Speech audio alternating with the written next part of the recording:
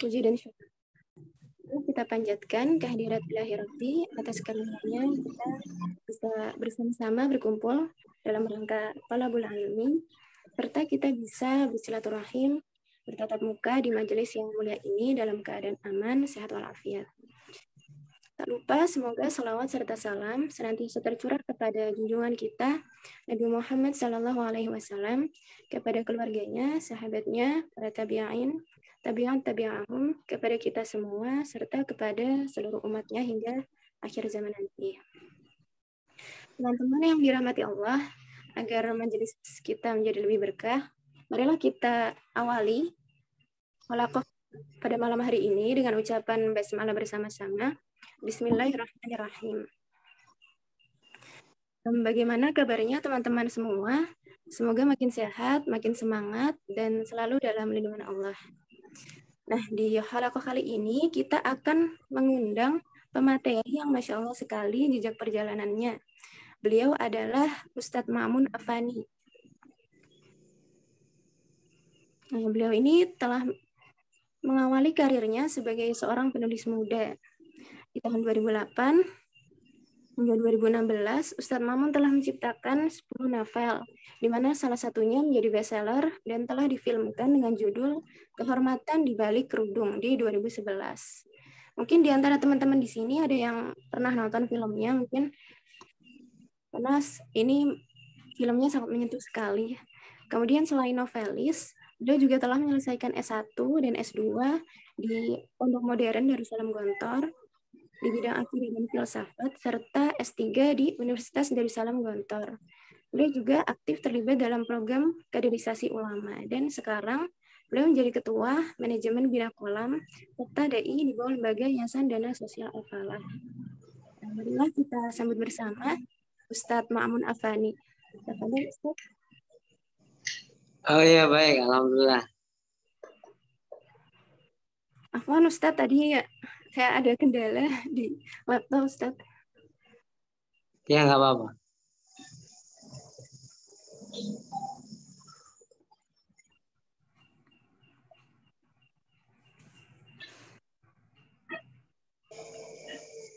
Oh ya Ustadz, bagaimana kabarnya Ustadz? Baik, baik, alhamdulillah. Alhamdulillah. Jadi malam hari ini kita akan membahas pola malam ini dengan tema titik nol ya Ustadz. Iya, iya. Suaranya kok kecil ya? Oh ya Ustadz, kecil ya Ustadz? Iya.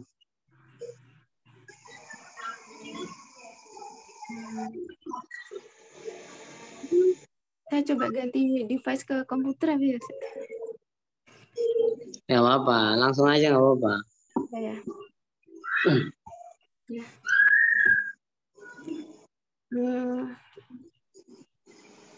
Kira-kira dari ya Ustadz Ma'mun,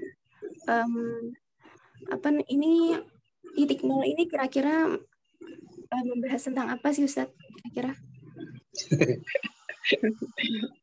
Ini itu sebetulnya atas tanggung jawab Mas Agastya ini sebetulnya ini. Karena awalnya saya menulis status itu ya tentang bagaimana perjalanan hidup saya yang selalu reset ke titik nol ya. Pokoknya nggak pernah lama saya itu. Pokoknya nol aja.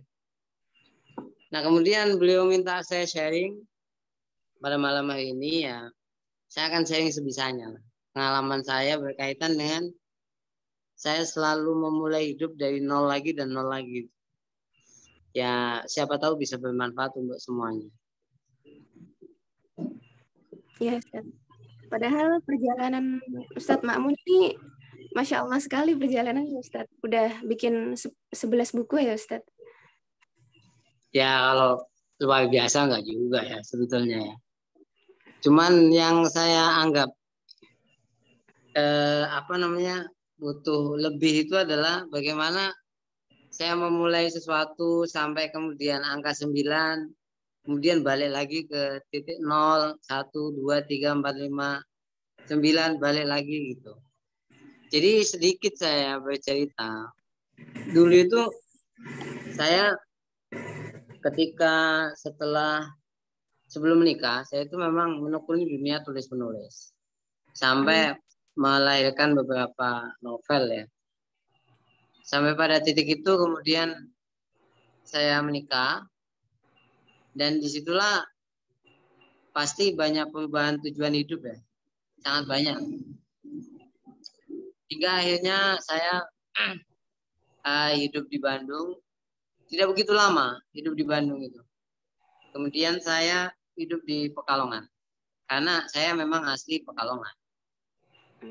Kemudian saya di Pekalongan itu merintis TPQ sampai siswanya 50 bersama istri saya.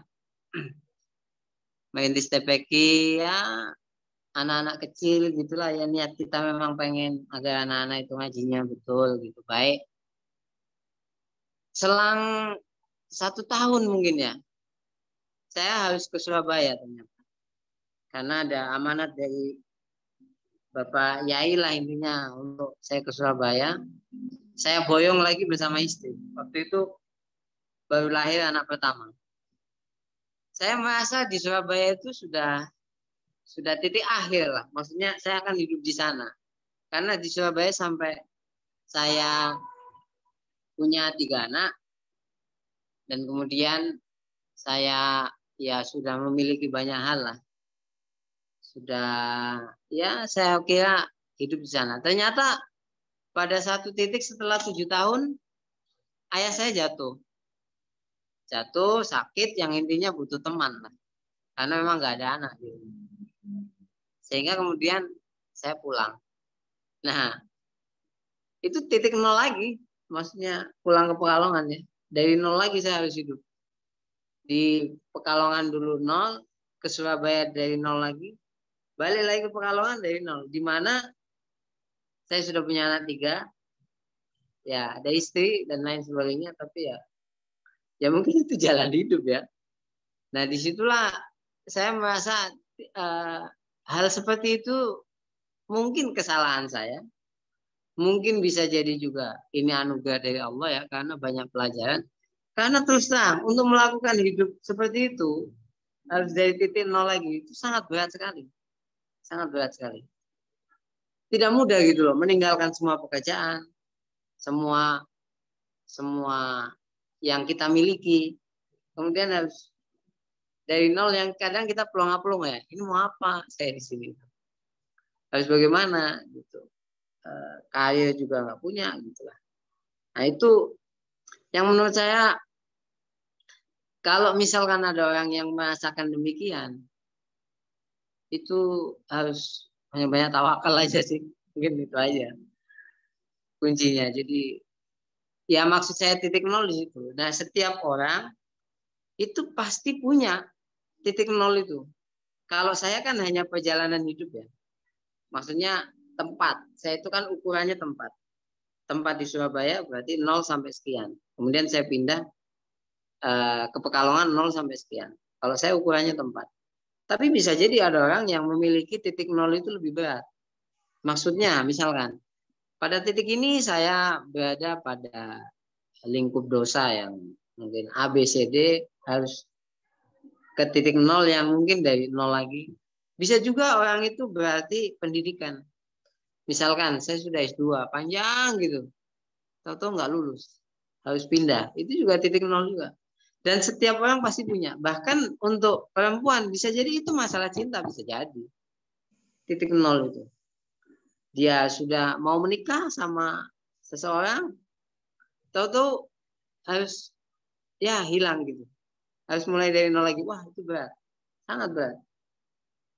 Oleh sebab itu saya mengatakan titik 0 itu mendewasakan kita semuanya. Dan menurut saya setiap orang harus merasakan. Kalau belum merasakan, kita tidak akan tahu beratnya perjalanan hidup yang sesungguhnya kalau menurut saya. Nah, tinggal kita menemukan titik nolnya di mana. Dan jangan sampai terus-terusan titik nol, nggak kuat juga kita. Ya. Karena kita harus menempuh sampai angka 100 lah. Jangan 10 putus 0 lagi, 10 putus 0 lagi. Menurut saya capek seperti itu. Ya itu sebagai pengantar lah. Karena ini pesertanya kan saya lihat sebentar.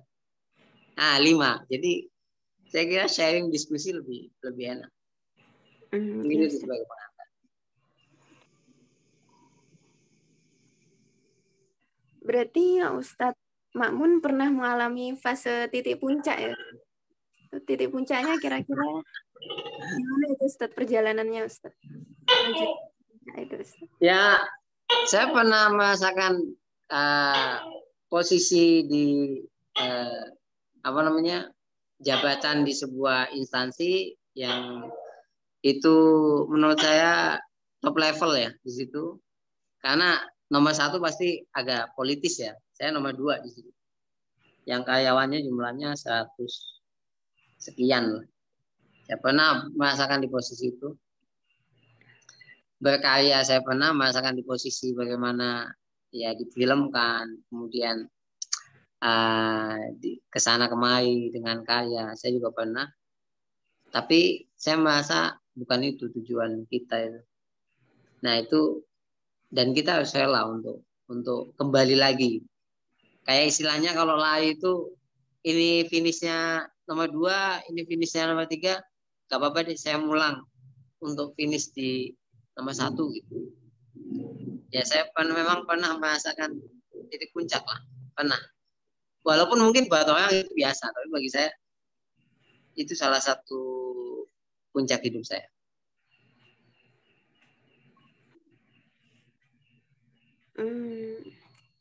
Kan buat bisa bikin novel sampai di filmin itu kan luar biasa sekali Ustadz itu. Saya kok merasa nggak luar biasa ya. Iya. Karena gini loh, saya cerita aja ya, bagaimana novel saya itu difilmkan. Jadi waktu itu kan saya menulis kehormatan di balik kerutu. Kemudian dipasarkan. Semuanya saya masarkan sendiri. Saya ke distributor sendiri. Kemudian saya kerja sama-sama distributor juga sendiri. Suatu ketika novel saya dipajang di toko buku besar. Kemudian dihubungi oleh seseorang. Yang mana itu dari PH. Dihubungi kalau misalkan dia mau membeli karya saya untuk dijadikan atau diangkat ke layar lebar. Kemudian saya datang ke PH tersebut, hingga pada akhirnya terjadi kesepakatan, selesai gitu. Jadi tidak ada usaha yang effort besar gitu, nggak ada gitu. Tapi ya, jadi menurut saya ya kayak semuanya dimudahkan oleh Allah gitu. Yes. Mungkin itu gabungan dari usaha Ustadz sebelumnya. Ustadz kan tinggal mengirimkan saja, kemudian masuk ke layar lebar itu kan hasilnya kan pasti luar biasa juga Ustadz. Kalau menurut saya lebih ke doa orang tua itu ya. Kalau menurut saya ya. Kalau soalnya kalau usaha besar saya merasa standar lah. Karena saya menulis itu hobi. Jadi hobi kalau jadi pekerjaan kan bukan sesuatu yang apa namanya yang kerja keras banget itu enggak ya. Saya hobi aja dulu di kampus, waktu luang nulis gitu. Memang ada perjalanan yang berat, tapi saya merasa lebih banyak dimudahkan karena doa itu, doa orang tua terutama. Kenapa saya katakan demikian? Karena setiap mau ada titik tertentu, saya selalu nelpon orang tua. Contoh misalkan, waktu itu saya ditelepon rumah produksi ya. Setelah itu langsung saya nelpon orang tua. Saya minta dia dimudahkan transaksinya, dimudahkan apa namanya ketemu PH-nya. Kan saya pertama kali itu kan ketemu PH, bagaimana sikap juga dan lain sebagainya. Minta dimudahkan. Ya ternyata mudah juga. Kemudian ketika saya mau menerbitkan buku misalkan, mau nyetak, saya juga nelpon orang tua saya, minta doa gitu. Walaupun orang tua nggak ngerti novel itu apa, buku itu kayak apa, belum begitu familiar lah. Tapi saya selalu itu. Menurut saya, dan saya sangat percaya namanya doa orang tua. Doa orang tua itu lebih mustajab daripada doa saya kalau menurut saya.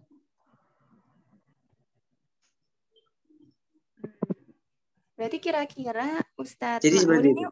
oh iya Ustadz.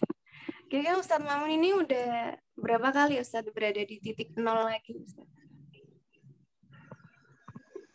Kira-kira Ustadz Mamun ini Gimana? Kira-kira Ustadz Mamun ini udah berapa kali berada di titik nol lagi Ustadz? Mungkin keempat ya. Keempat Oh, saya. kira-kira apa aja Keempat. itu Ustadz? Berarti Ustadz Mamun udah 4 kali berada di titik puncak juga Ustadz? Bukan. Atau bukan ya Ustadz? Karena ukuran saya tempat ya. Maka kan kalau saya berpindah itu selalu saya harus bekerja dari nol juga. Saya tidak punya pekerjaan tetap terus terang. Sampai sekarang pun nggak ada saya pekerjaan. Misalnya kerja jadi ini itu nggak ada. Jadi tapi harus memulai dari nol lagi. Nah itu cukup berat. Nah apakah saya pernah mengalami masa puncak? Pernah. Tapi bukan berarti angka 1, pengalaman hidup saya nomor 1 sampai puncak, kemudian nol lagi, tidak seperti itu. Karena saya startnya dari tempat A, berarti saya memulai pekerjaan baru. Berarti saya memulai lingkungan baru. Tempat B, saya memulai, kan saya pindah-pindah itu bukan karena tugas ke sana, bukan. Jadi saya pindah pertama, itu karena orang tua saya sakit. Pindah pertama. Terus akhirnya saya pulang. Ya, sakit pulang. Pindah kedua karena amanat Yai memang. Ya, Yai menyampaikan kamu lebih baik ke Surabaya saya. Yang ketiga, ya itu orang tua sakit lagi, jatuh, balik lagi saya. Kalau dulu balik yang pertama saya cuma bawa istri ya, jadi hanya 2 badan lah yang saya bawa. Kalau sekarang udah 5 badan. Nah, yang keempatnya mungkin yang sebelum itu ya, sebelum menikah itu. Tapi 3 itu poin penting. Jadi perpindahan saya itu bukan sesuatu yang misalkan karena tugas kemudian pindah ke sini, enggak. Jadi betul-betul manut aja ya. Pokoknya misalkan orang ngomong ini oke, udah pulang gitu aja. Terus nggak mikir ini itu enggak saya. Pak Yai misalkan ke sana, oke, udah saya ngikut. Selama orang tua juga merestui. Kan ketika saya pindah ke Surabaya, saya menyampaikan ke orang tua dan lain sebagainya, nggak apa-apa ya, saya pindah. Tahu-tahu bapak saya jatuh ya, itu titik yang cukup berat ya, karena saya tahu bapak saya jatuh pasti saya diminta pulang karena nggak ada anak di rumah. Dan bapak saya jatuh itu masuk ICU kan. Dan saya waktu itu saya ingat sekali pulang waktu COVID awal. Kalau teman-teman ingat ya, COVID awal itu kan menjelang Ramadan. Dan Ramadan di waktu itu sepinya bukan main. Ayah saya jatuh itu 3 hari sebelum Idul Fitri. Saya harus pulang dari Surabaya ke Tegal. Yang mana setiap kota itu ada polisi. Tapi saya, pokoknya kalau orang ingat masa itu masa-masa orang nggak bisa mudik lah. Dan itu awal masa-masa paling genting. Kalau lebaran setelahnya kan ada ada tes PCR atau apa gitu ya, keterangan itu kan kalau setelahnya. Yang awal kan nggak boleh sama sekali itu. Tapi saya nekat pulang juga. Pokoknya Bismillah pulang, karena orang tua ini kalau di stop ya sudah nggak apa-apa. Pulang yang dilalainya sampai rumah itu dia nggak ada. Ya di stop polisi, ya. Di stop polisi ditanya, ya saya jawab adanya. Lolos juga. Di stop polisi nggak cuma sekali ya. Polisi. Tapi nggak bayar ya Ustadz ya? Hah? Nggak gitu ya? Nggak disuruh balik. Pernah juga malam, kan waktu itu perjalanan ya di Demak itu ya. Polisi banyak ini. Saya udah deg-degan karena plat mobil saya kan L. Surabaya kan. Pasti diberhentikan nih, putar balik selesai deh. Tapi ternyata itu pemeriksaan masker. Aman ya, lolos gitu. Mungkin udah malam nggak lihat plat ya.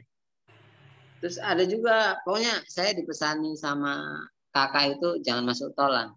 Pokoknya dibawa ke bawah terus gitu. Saya ikuti aja. Terus ada di satu kota itu kan harus masuk jalur timbangan. Ya semuanya itu ditutup, jalur jalan itu. Harus masuk jalur timbangan, nanti di situ pos polisi.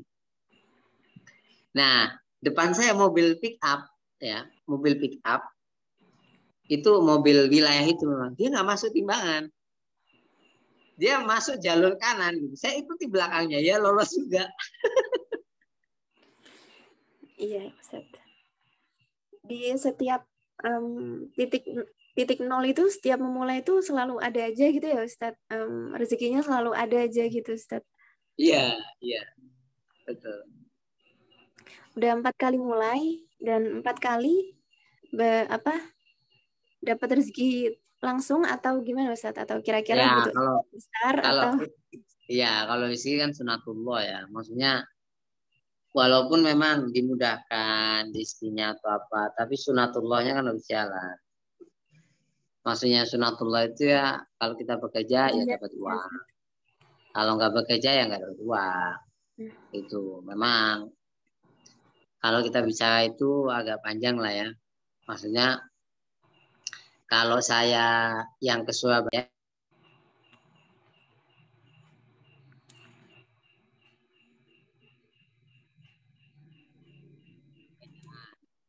di Surabaya, maksudnya saya datang ke sana kan kerja, walaupun atas amanat Yai tapi kerja. Nah yang paling berat itu adalah saya datang ke Pekalongan yang sekarang ini nih, betul-betul dari nol. Ya karena di desa, saya desa ini, desa. Kemudian saya juga di sana mengundurkan diri total, balik ya sudah. Kenapa Ustaz kok mengundurkan diri kira-kira kenapa Ustaz? Ya nggak bisa kerja di sana ya kan, kerjaan Oh saya di iya. Surabaya. Iya kan, Hmm. masa saya bolak-balik, walaupun pengurus itu mengizinkan, misalkan saya Sabtu Minggu, tapi enggak, saya mau kafah aja lah, mau total aja pulang. Itu, Oh, ya bahaya ya. walaupun, ya bayangkan ya, maksudnya bawa 3 anak, kita gimana makannya anak itu, tapi ya Bismillah. Hmm. Tapi justru seru ya Ustaz kayak gitu, berganti-ganti kayak gitu kira-kira. Seru nggak Ustaz? Seru tapi Atau menegangkan. Ya, pertama gini, kalau kalian mau pola seperti itu ya, kalian harus punya pasangan yang betul-betul sepakat. Kalau enggak, susah. Saya ketika pulang ke Pekalongan untuk yang sekarang ini, itu kan sebetulnya yang agak ragu saya, bukan istri saya sebetulnya. Gimana ya nanti di sana ya. Tapi istri saya mengatakan pulang aja udah, katanya. Udah nggak apa-apa, pulang aja. Ya, ya akhirnya pulang. Karena istri saya oke. Dulu ketika saya pindah ke Surabaya juga sama. Istri saya itu, nggak apa-apa, Surabaya aja. Padahal istri saya itu baru melahirkan. Gitu ya. Jadi agak agak sulit kalau misalkan kita nggak punya pasangan yang seperti itu. Bukan saya melebihkan istri saya, enggak. Saya yakin banyak istri seperti itu. Cuman dalam hidup yang seperti ini kita butuh pasangan yang kuat. Pasangan yang kuat, mau ditinggal. Ya waktu saya di Surabaya itu juga berat. Beratnya kenapa? Saya nggak punya saudara siapapun. Tidak ada. Saya hanya punya istri, kemudian anak saya bayi usia 3 bulan saya ingat saya. Pindah ke sana. Istri saya ditinggal, kalau saya kerja kan ditinggal. Saya kerja sampai malam, dia ditinggal dia. Nah, jadinya terus kira-kira perjalanannya Ustadz Makmun ini untuk menemukan istrinya Ustadz gimana kira-kira Ustadz? ya itu Perjalanannya doa seperti orang juga. kuat. Jadi gini ceritanya, kalau istri saya sedikit lah. Waktu itu saya di pondok kelas 6. Kelas 6 itu SMA kelas 3. Waktu itu ada pentas seni ya. Pokoknya yang di pondok itu pasti paham. Kelas akhir itu ada pentas seni. Nah, ibu saya itu datang ke pondok itu pengen lihat kan anaknya tampil. Pengen lihat itu. Nah, kemudian tamu-tamu itu kan ada santriwati. Tamu-tamunya itu yang nonton. Nah, ibu saya ngelihat itu. Kayaknya ibu saya senang lihat santri itu kayaknya bagus-bagus gitu. kalem-kalem gitulah, baik-baik. Nah ibu saya doa sejak itu, bayangkan ya, doanya sejak saya kelas 3 SMA. Bayangkan. Jadi istilahnya gini, walaupun saya itu singgah sana, singgah sini ya tetap nggak nyampe. Nyampenya ya kepada apa namanya, akhirnya ya santriwati juga. Itu lagi-lagi doa orang tua. Makanya saya mengatakan dari awal, saya sangat percaya namanya doa orang tua. Jadi kalau misalkan apa-apa sampai jodoh pun saya sangat percaya sama orang tua. Makanya ketika saya mau menikah itu satu-satunya anak yang calon istrinya nggak dilihat orang tua secara fisik ya saya. Kalau yang lain itu ibu saya pengen lihat. Nih lihat mana, oh ini gitu. Oke gitu. Kalau saya nggak, cuma pakai foto. Terus ditanya anak mana? Gitu. Anak pondok. Oh ya udah. Pondok mana? Ya satu pondok gitu. Ya udah. Ya mungkin karena doanya terkabul ya. Dan ibu saya mengatakan doa itu setelah saya menikah. Setelah saya menikah baru ibu saya mengatakan, alhamdulillah doa saya terkabul. Oh, doa apa? Doa kalau kamu biar punya istri dari pondok gitu. Pondok yang sama maksudnya. Kalau menurut ibu saya tuh kayaknya kok baik gitu ya. Makanya saya selalu berpesan kepada setiap orang itu kalau mau hidup kita bahagia, bahagia ya bukan maksudnya sukses yang sampai wah itu enggak lah. Pokoknya bahagia, tenang, enjoy. Inilah minta doa terus lah sama orang tua lah. Dan itu saya sangat percaya sekali. Walaupun doanya simpel, tapi saya yakin kalau bahasa Jawa itu mandi. Bahkan saya selalu menyampaikan kalau ada orang yang masih sulit nemu jodoh pasti bermasalah itu sama orang tuanya. Bisa jadi belum pernah minta doa, Ngeri bisa ya, jadi Ustaz. komunikasinya kurang, mau nelpon, mau minta doa nggak enak. Nggak Bisa enak. jadi. Malu ya, Ustaz. Iya nggak enak. Kadang-kadang kan ada orang itu yang mau menikah, mau dapat jodoh, maksudnya misalkan ada Fatimah gitulah yang jadi mau dia inginkan gitu.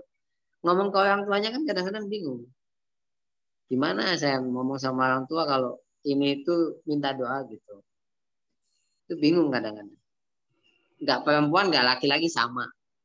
Itu bingung biasanya. Nah, kalau saya dulu nggak, pokoknya ketika ada saya merasa cocok gitu, saya ngomong sama orang tua. Dan orang tua mengatakan nggak apa-apa, ya sudah, Bismillah. Akhirnya ya alhamdulillah dapat yang bisa selalu mendukung lah. Jadi pas saya pulang, maksudnya pindah ya, itu istri saya mengatakan kita mulai dari nol nggak apa-apa. Wah itu kalau buat suami itu apa ya, senjata paling mustajab lah itu. Coba kalau istri saya mengatakan saya gitu, wah nanti di sana mau makan apa? Wah saya udah nggak jadi tuh, bingung. Yes. Nah itu penting. Pokoknya keindahan hidup itu dalam kebersamaan, itu aja. Makanya kalau ada kalian lihat misalnya, ada laki-laki usianya udah banyak, tapi kelihatan muda, itu yang pintar istrinya. Sama, ada perempuan itu udah usia ya kepala 4, gitu, tapi masih kelihatan muda, itu yang pintar suaminya. Nah sebaliknya, ada laki-laki itu usianya masih muda tapi kelihatan tua. Nah itu masalahnya di istrinya biasanya. Sama juga, suami itu kelihatannya tua gitu. Biasanya pusing dengan istri. Di balik Ya, laki-laki yang kuat terdapat istri yang di balik lelaki yang kuat terdapat istri yang hebat ya, Ustaz. kalau saya di balik laki-laki yang bahagia ada istri yang sabar, itu aja.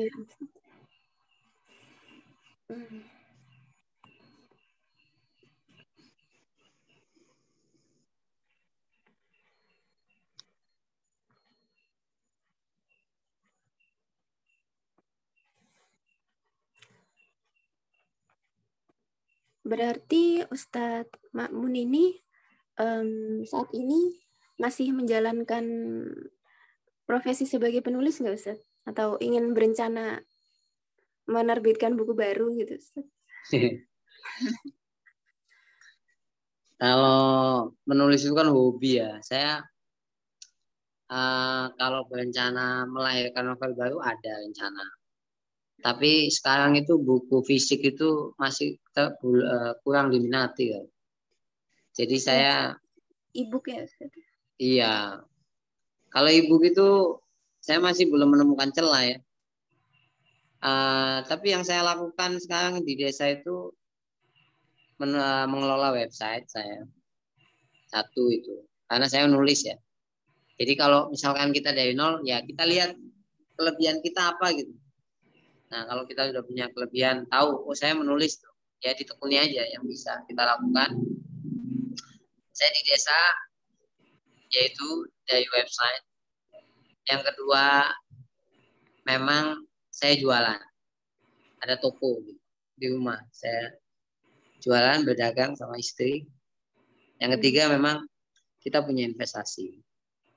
Ya, semuanya memang kita rencanakan matang-matang. Tidak hanya asal pulang gitu aja ya. Lagi-lagi sunatullahnya harus jalan ya. Kalau pulang bawa kolor aja ya susah juga kita. Ya kita inilah merencanakan segala sesuatunya. Jadi ketika ada keputusan saya harus pulang itu butuh waktu 6 bulan saya menyiapkan semuanya. Baru kemudian betul-betul saya pindah.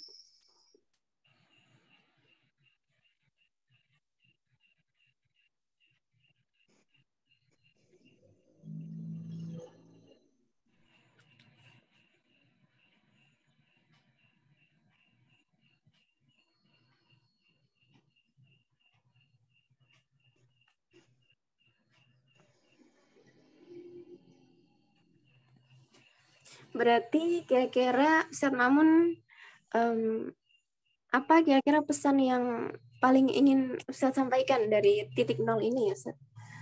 Oh iya, yang ingin saya sampaikan gini, paling berat dalam hidup itu salah satunya menurut saya itu adalah rukun iman ke-6, cukup berat. Saya khawatir tidak semua yang ada di sini ingat rukun iman ke-6 itu. Rukun iman ke-6 itu iman kepada qada dan qadar. Nah, kalau kita ingat hadisnya, itu kan ada kata-kata setelahnya ya, iman kepada qada dan qadar, baik ataupun buruknya. Nah, kita bisa menerima itu kalau betul-betul ikhlas. Ya. Kita akan berdamai dengan hidup. Itu aja. Tapi kalau biasanya kan orang kalau menerima nasib baik, dia senang. Kalau menerima nasib buruk, dia nggak senang. Nah, sebetulnya segala sesuatu Allah sudah atur agar kita itu istilah katanya bisa menjalani hidup lebih baik. Kita harus yakin itu. Contoh misalkan, saya perjalanan dalam hidup di Surabaya itu, saya bergelut banyak di dunia yayasan. Saya mengelola pengurus yayasan, saya bolak-balik notaris. Kemudian saya bergaul dengan banyak instansi. Saya bergaul dengan banyak sekolah, komunikasi. Kemudian dan banyak hal. Sekarang saya di rumah dalam tahap membangun yang namanya Raudhatul Atfal. Saya membuat yayasan, kemudian sedang proses untuk mengajukan izin. Kalau saya tidak mengalami hidup di Surabaya, saya nggak mungkin bisa. Itu kita harus yakin itu. Ada sunatullah di situ. Yes. Contoh yang lain misalkan, saya punya latar belakang penulis. Kalau di desa kita kan sebenarnya blank ya. Namanya menulis di desa itu enggak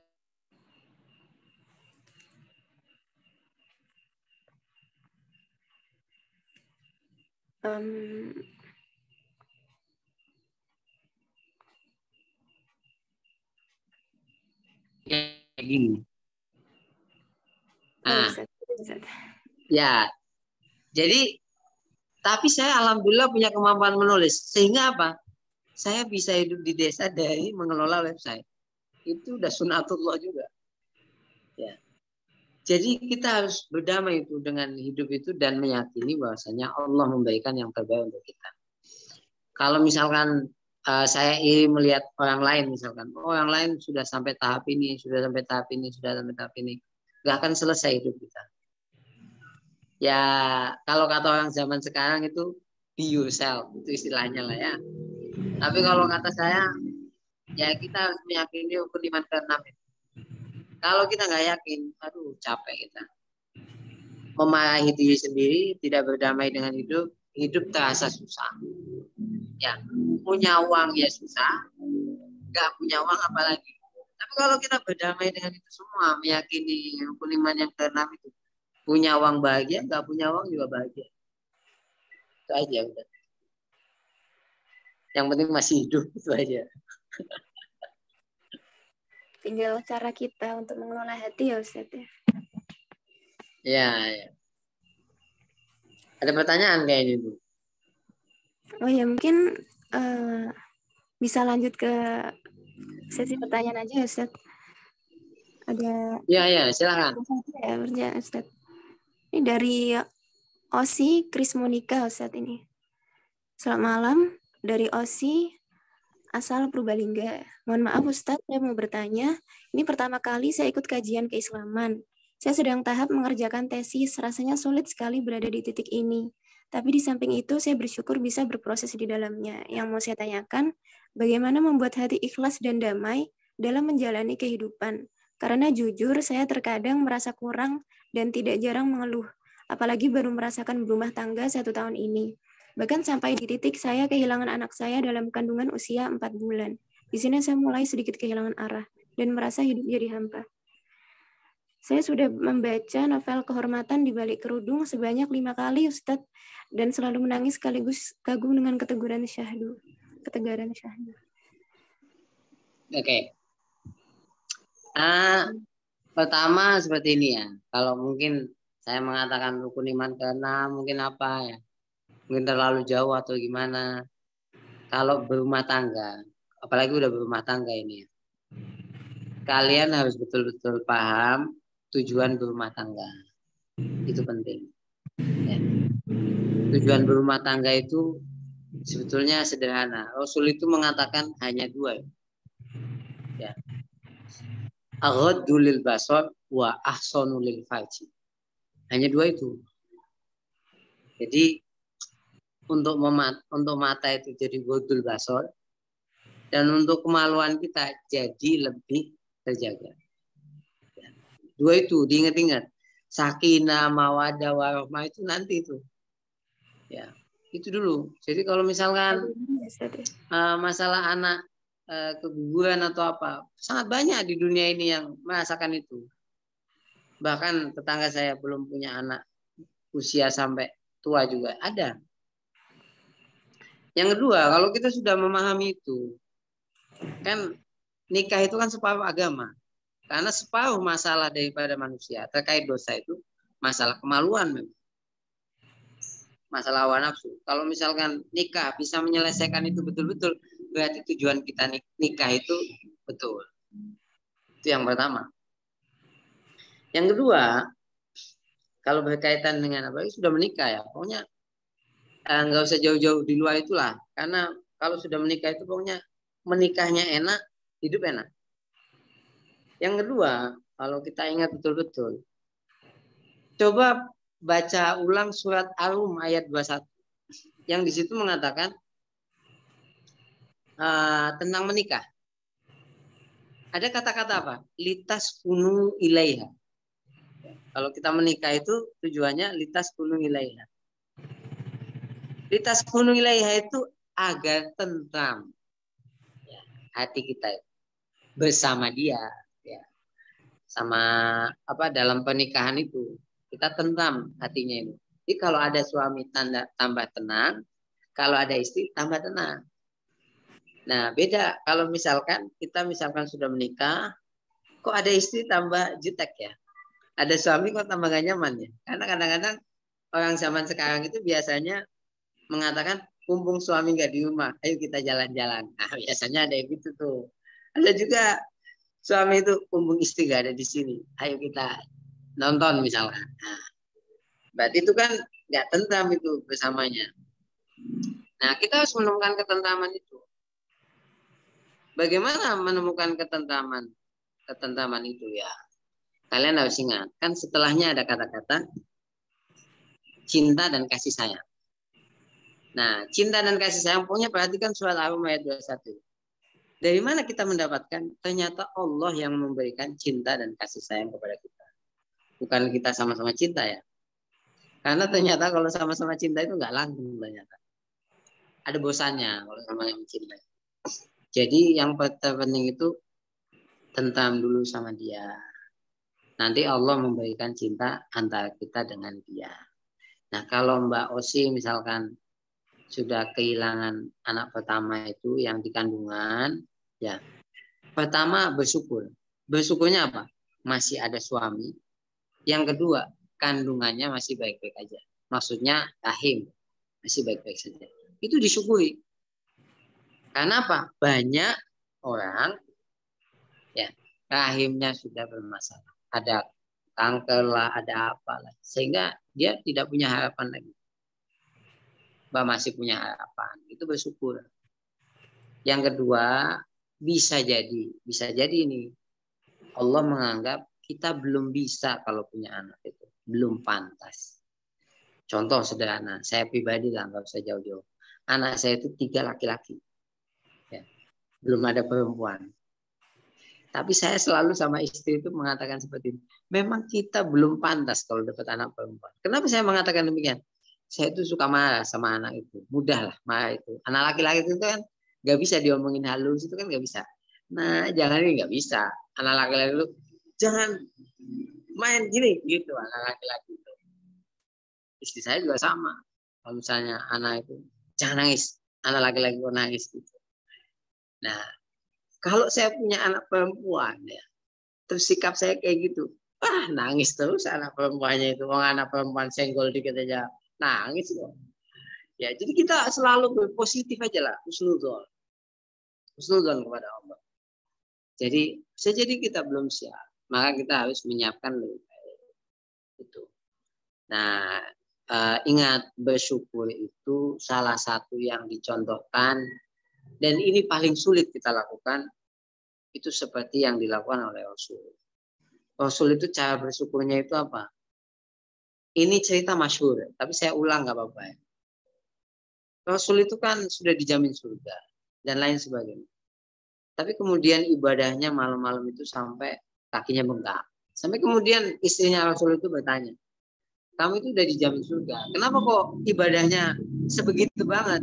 Apa jawaban Rasul? Apakah nggak boleh saya jadi orang yang bersyukur? Bayangkan Rasul aja cara bersyukurnya seperti itu. Berarti apa? Kita sebagai manusia biasa. Ya kalau mau bersyukur tambah ibadah. Itu aja. Kalau tambah ibadah tambah dekat sama Allah. Kalau tambah dekat sama Allah, apa kemudian? Hati kita tenang. Kalau hati kita tenang, hidup kita nyaman. Itu aja. Dan yang paling patut kita syukuri adalah kita masih berada dalam naungan Islam. Dan Islam itu enak. Nah, yang terpenting kalau tadi itu, apalagi itu suami istri ya. Suami saling menguatkan, istri juga jangan putus asa. Hidup masih panjang. Ya. Baru menikah, 25, misalnya 25 tahun, masih ada sisa hidup yang panjang itu. Kalau sekarang udah putus asa, terlalu pendek ya. Saya kira hidup hanya dengan untuk berputus asa. Masih banyak orang mengharapkan kita itu. Jadi jangan putus asa lah. Apalagi sudah sempat S2 ya. Sudah lagi mengerjakan tesis. Banyak orang itu pengen S2 nggak bisa. Mau tesis nggak bisa. Ini udah S2 ya disyukuri. Kerjakan dengan baik, insya Allah semuanya lancar. Jadi selalu positive thinking. Apapun itu, walaupun Allah memberikan kita yang tidak begitu baik. Ya kayak saya itu kan cabut pekerjaan ya dari sana itu. Ke rumah itu kan semuanya hilang lah. Ini harta harus saya jual semuanya. Pindah ke sini. Pekerjaan harus dari nol. Tapi saya menganggap ya itu yang terbaik. Kenapa saya menganggap yang terbaik? Ternyata saya diminta lebih fokus misalnya mengelola TPQ. Ya alhamdulillah TPQ saya sekarang siswanya sampai 130-an. Padahal TPQ biasanya TPQ kan 50-an, ya itu saya bersyukur aja. Dan masih banyak hal lagi yang lain. Jadi kalau misalkan ada pertanyaan seperti itu, pokoknya muhasabah ya. Muhasabahnya kepada Allah itu tanda-tanda kita muhasabah sering kepada Allah itu banyak doa. Di antara azan dan qomat doa, habis sholat doa, mau apa-apa doa. Kalau banyak doa berarti kita yakin oh Allah itu sama kita. Kalau misalnya kita putus asa, merasa sendiri, ya berarti kita nggak merasa kalau misalkan Allah itu ada sama kita. Walaupun seputus-putus asanya kita. Ya seperti tadi yang saya sampaikan, yang penting kita masih punya teman, ada suami itu menguatkan, ada istri itu menguatkan. Bahkan kalau misalkan saya itu kadang sebagai laki-laki ya kadang capek kan, tuh kok hidup kayak gini ya, itu. Ngomong sama istri, jangan curhat yang lain, ngomong sama istri. Biasanya istri akan mengatakan, ya namanya juga hidup katanya, kita nikmati aja. Ya sudah, kalau udah ada kata-kata gitu tuh enak. Ya seperti itu. Kalau ada kurang dari jawaban saya, mohon maaf. Iya, terima kasih Ustadz. Mungkin dari Mbak Osi, mungkin bisa ada tanggapan kira-kira atau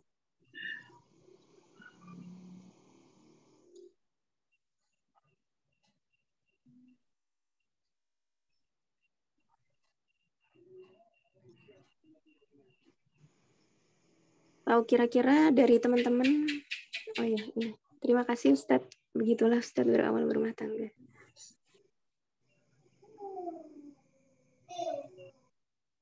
Ya, awal berumah tangga ya, sabar ya, awal berumah tangga sabar. Ya, pokoknya kalau awal berumah tangga itu cobanya banyak.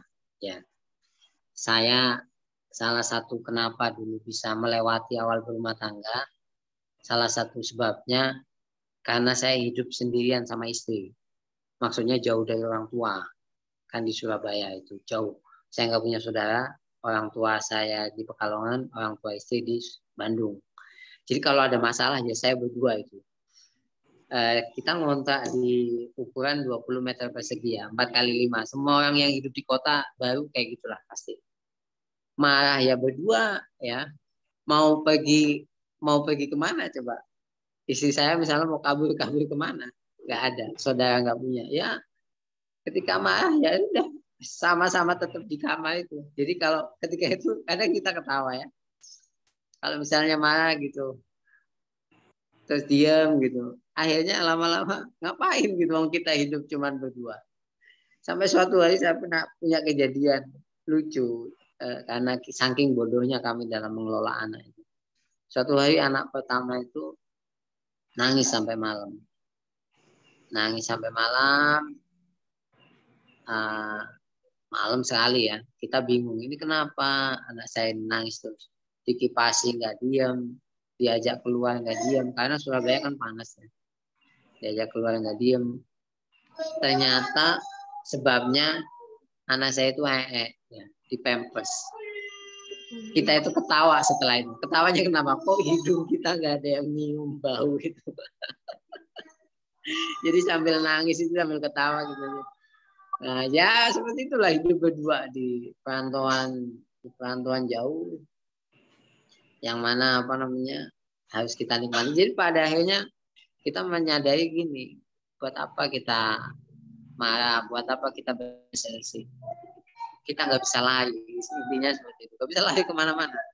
Mau pulang butuh tiket ya, jadi nggak bisa, nggak punya uang. Ya udah di situ aja. Dan menurut saya pendidikan terbaik awal rumah tangga itu hidup berdua. Menurut saya nanti akan kuat lah, akan terbiasa menghadapi persoalan-persoalan biasa. Ini ada, oh iya Ustadz. Terakhir Ustadz ini dari Mbak Osi, waktu menulis novel Kehormatan di Balik Kerudung, apakah ada kisah kehidupan Ustadz di situ? Karena menyentuh sekali ceritanya.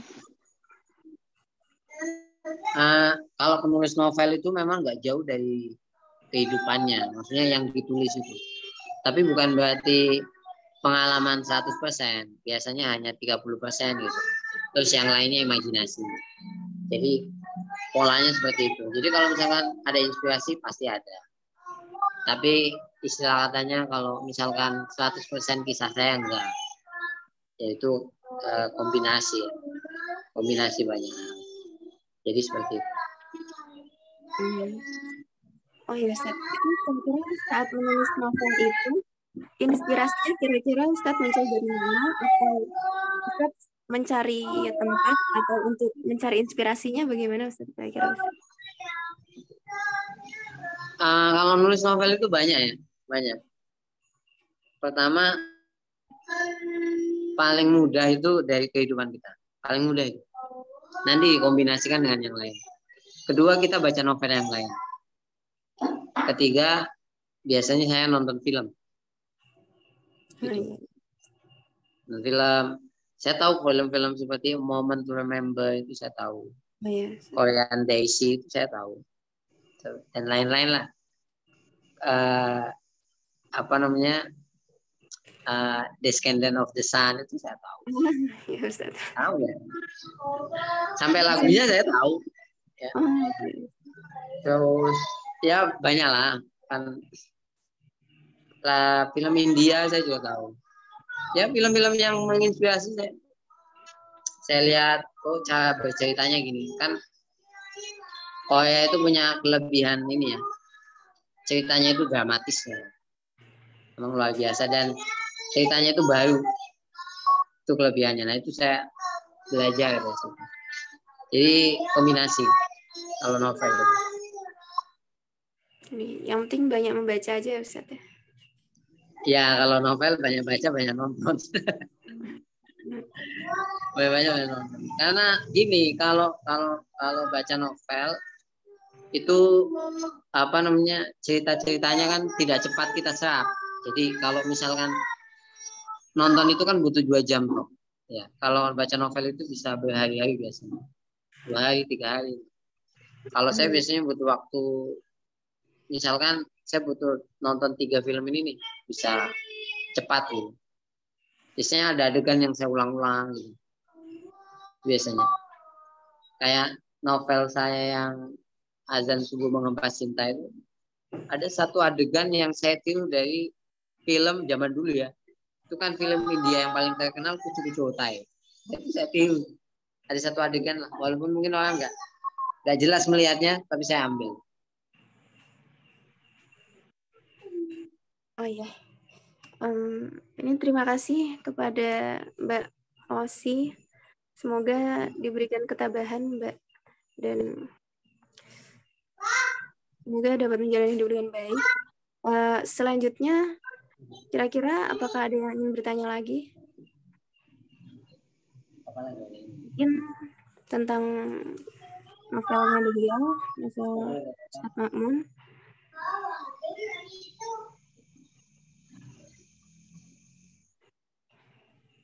Atau kira-kira ada yang udah pernah nonton filmnya?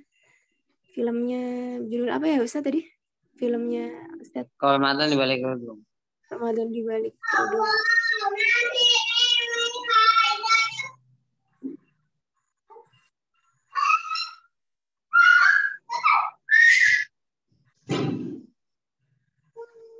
Jujur saya belum sempat nonton sih Ustaz, tapi pada bilang emang keren banget gitu sih Ustaz. Ya, Alhamdulillah.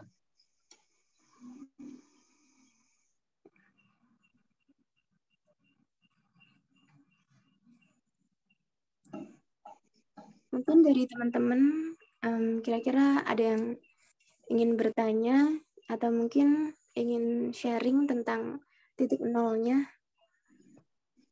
Tuh. Ini dari ada Mbak Osi lagi nih Ustaz. Kayaknya ngefans-fansnya Ustaz Ma'mun Ustaz. Ini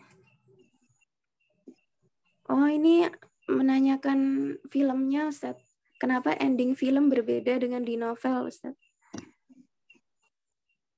Ya dunia film kan berbeda ya dengan dunia novel ya. Jadi selalu ada penyesuaian. Kalau sama persis juga nggak begitu sesuai lah pada akhirnya. dengan dunia sinema. Ya, banyak pemangkasan dan lain sebagainya.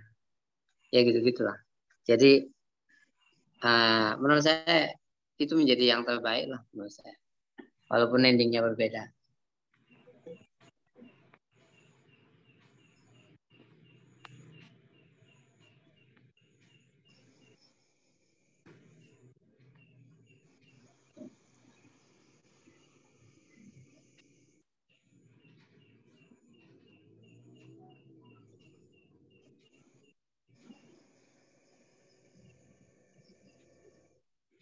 Oh ya Ustaz,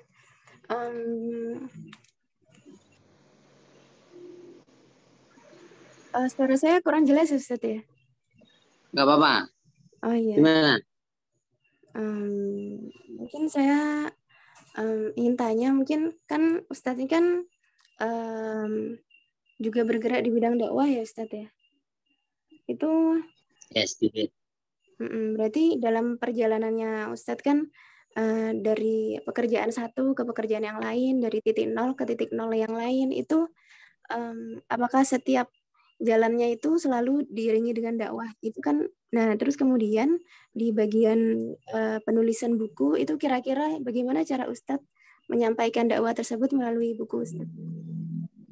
Oh, novel itu cara dakwah yang paling efektif menurut saya untuk remaja. Untuk remaja. Jadi novel itu untuk remaja-remaja yang mungkin belum berhijab atau sudah berhijab tapi belum kafah itu ya lewat novel itu. Memang kalau di kalangan teman-teman muslim yang mungkin sudah paham Islam banget itu novel dikritik ya. Mungkin menghabiskan waktu atau apa gitu. Tapi itu cukup ampuh. Kenapa saya katakan seperti itu? Karena novel itu menghadirkan sosok yang biasanya sempurna.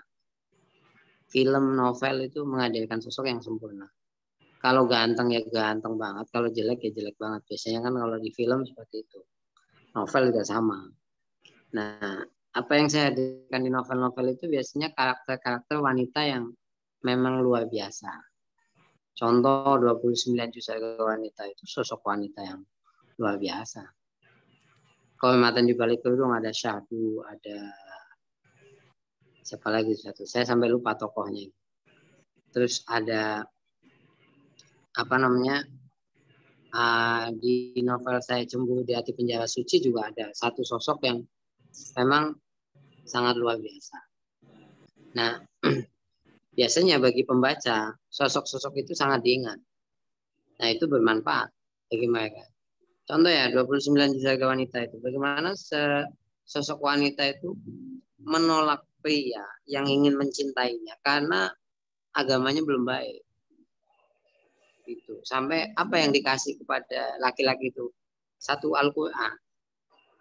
Diminta untuk bisa membaca itu, mengamalkan itu, sholat. Itu kan luar biasa itu. Itu kalau semua perempuan Indonesia kayak gitu, laki-laki jadi soleh semua kan. Yes. Kalau misalkan saya bayangkan, ya nggak usah semua wanita di Indonesia lah, beberapa aja lah. Ketika ada laki-laki yang datang, kemudian lihat agamanya nggak begitu bagus, kemudian bersikap sama seperti tokoh di novel itu, memberikan Al-Quran, memintanya bisa membaca Al-Quran.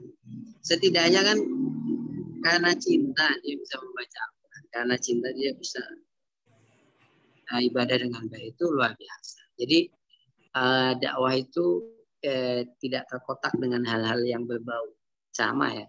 Kalau ceramah kan tablik ya. Kalau dakwah ya seperti itu. Bahkan Rasul sendiri kan dakwahnya dengan akhlak yang luar biasa. Akhlaknya baik, sidik, tablik, amanah, fatonah, yang menjadikan orang itu luar biasa cinta sama beliau. Kalau kita ingat satu sejarah itu bagaimana ada ketika kaum Quraisy itu berselisih meletakkan batu kembali ke tempatnya. Kan ketika Nabi itu masuk, wah kalau Nabi ini orang jujur, orang ini. Kita nerima deh kalau beliau. Nah itu. Kita kalau bisa seperti itu, luar biasa. Jadi kalau saya menghadirkan tokoh-tokoh yang, wah kalau wanita ini insya Allah solehah. Nah, gitu. Inspiratif Biasanya ya. saya berpesan di Ya, biasanya saya berpesan di novel itu jangan pernah lelah menjadi wanita soleh. Karena memang cukup berat. Betul banget, Ustaz.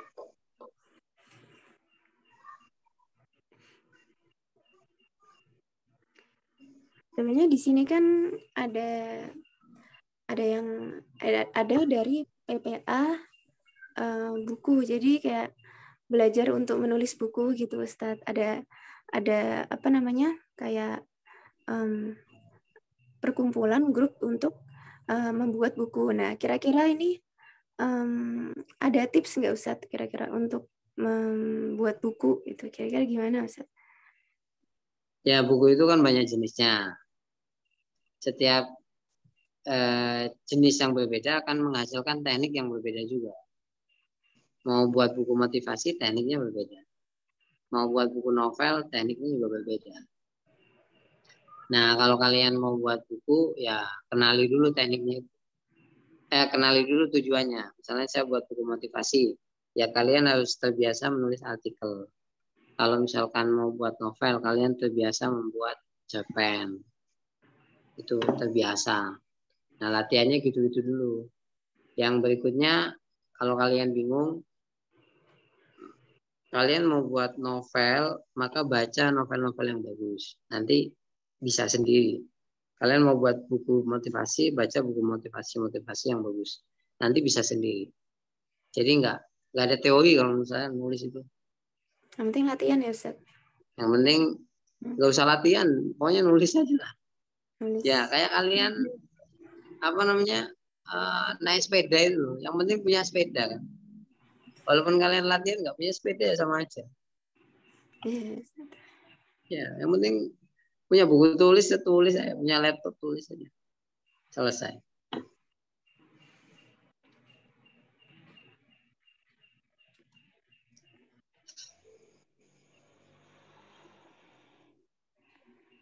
Cukup ya? Udah Iya, mau jam mungkin 9. iya ya, Ustadz.